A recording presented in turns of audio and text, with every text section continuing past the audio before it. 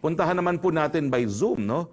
Ang gobernador po ng probinsya ng Iloilo, Governor Defensor.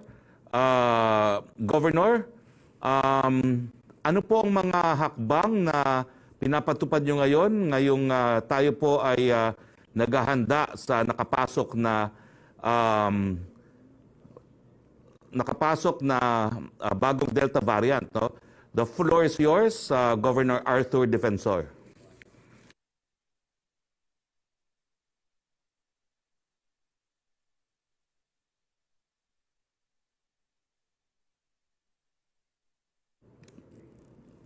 Okay, balikan natin si Governor Defensor.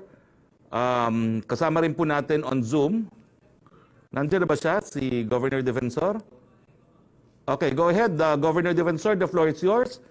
Ano pong mahakbang na ginagawa ng probinsya ng Iloilo para paghandaan po at palakasin ang ating healthcare capacity ngayong alam natin na naririto na ang Delta variant sa ating bansa? The floor is yours, Governor Arthur Defensor.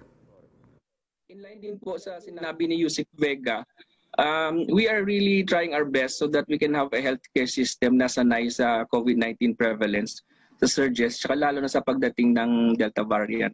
So ang una nating ginagawa talaga dito sa probinsya kasama yung Iloilo City and the DOH is talagang to make a significant increase and concrete increase in the capacity of our tertiary hospitals, no, to attend to our severe and critical cases kasi naniniwala kami dito na kung maasikaso lang natin ang mas severe at critical cases natin at maiwasan natin ang severity at saka mortality, hindi ganong malaki ang problema natin. No? On the side, ang aming facilities like our Provincial Ligtas COVID-19 Center dito, which is already DOH accredited, we have prepared it as a step-down facility and a holding area sa mga pasyente natin na manggagaling sa hospital. And we are prepared to extend this to our establishment accommodations kung kailangan natin.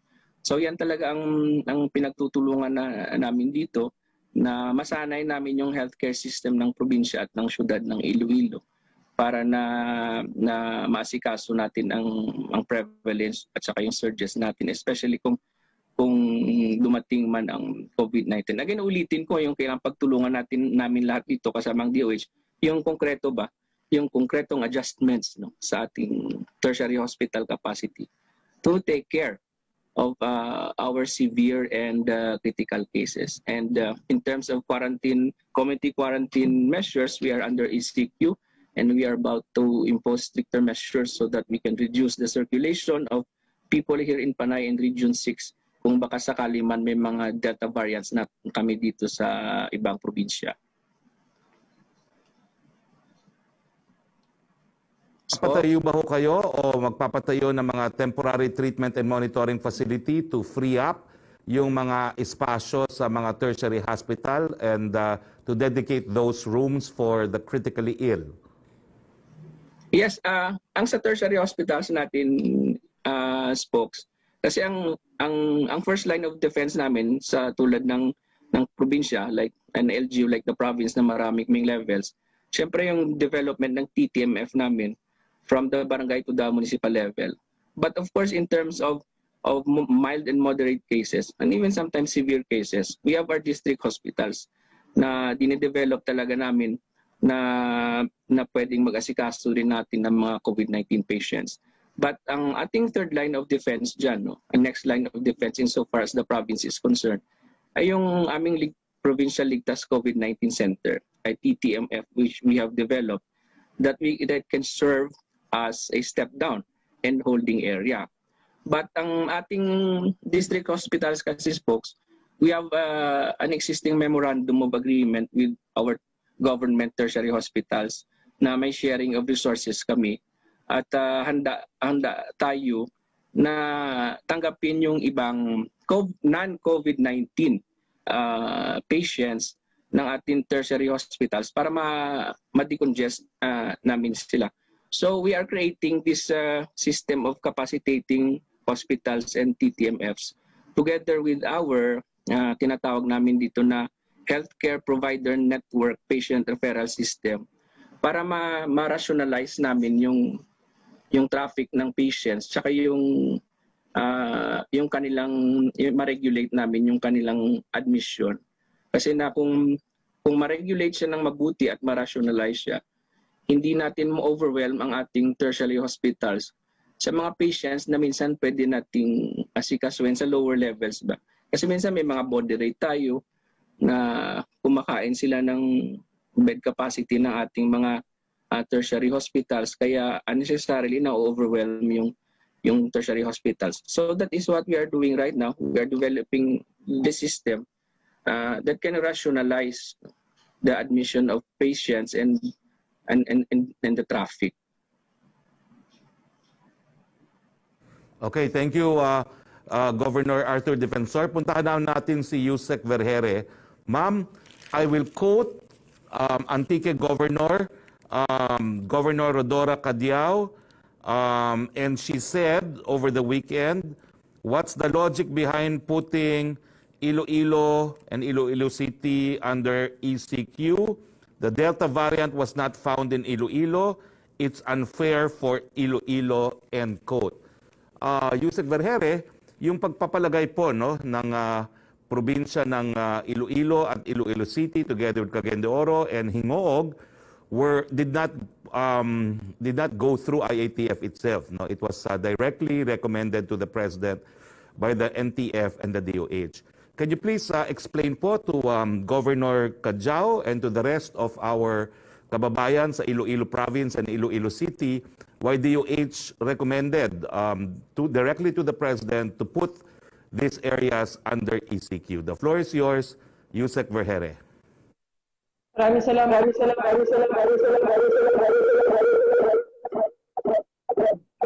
Po sa inyong lahat.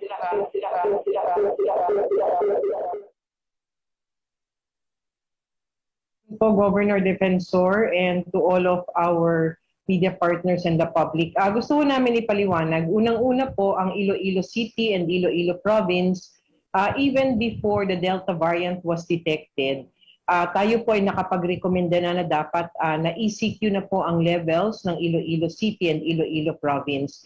This was because of the continuing trend of increase in 2-week growth rate and average daily attack rate. And these are the primary parameters of our IATF community quarantine classifications. Aside from that, their healthcare utilization rate and their ICU utilization remains to be at high risk and nearing critical risk. And we have implemented MECQ for the past 4 weeks already, but we have not seen an improvement in their parameters. Kaya po nung nag-usap ang Screening and Validation Committee, napag-usapan na baka dapat mag-ECQ na based on parameters, and then we got another information based on the sequencing result na lumabas po ang dami pong alpha and beta variants na na-identify sa Iloilo Province and Iloilo City. And this has led to the recommendation to IATF to have Iloilo City and Iloilo Province na mag-ECQ po. But because we have this process for appeals, ang ginawa po, nag-appeal po sila na sana babaan at i-de-escalate ng hindi ECQ ang kanilang classification.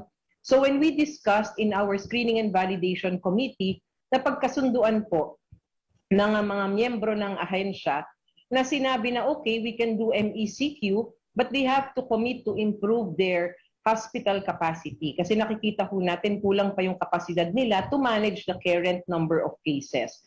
So it was resolved in IATF that they will be classified na MECQ pa rin po. But during the time that we were able to sequence, the sequencing results came out, nakita po natin na yung alpha and beta variants ay tumaas, no? At madami po tayo na-detect sa Iloilo City and Iloilo Province. And also, isa po sa pinag-usapan with the National Task Force Head, Secretary Duque, DILG po, at saka yung iba pa pong mga ahensya, na sinabi po na yun pong gateway for Antique, meron pong posibilidad na dumadaan sa Iloilo City or Iloilo Province. Kaya po with all of these considerations, yun po yung nai-recommenda natin so that we can better contain ito pong Delta variant na meron sa Region 6. Okay, thank you very much, Yusek Vergere. So, it was based on science po, no? At ito po ay yung base rin sa genome sequencing na yung dalawang nasa Antique na kaso ng Delta variant, hindi naman imposible, no, na meron ding koneksyon sa Iloilo province or city, bukod pa dun sa tumataas na mga iba pang variants dyan sa Iloilo City and province.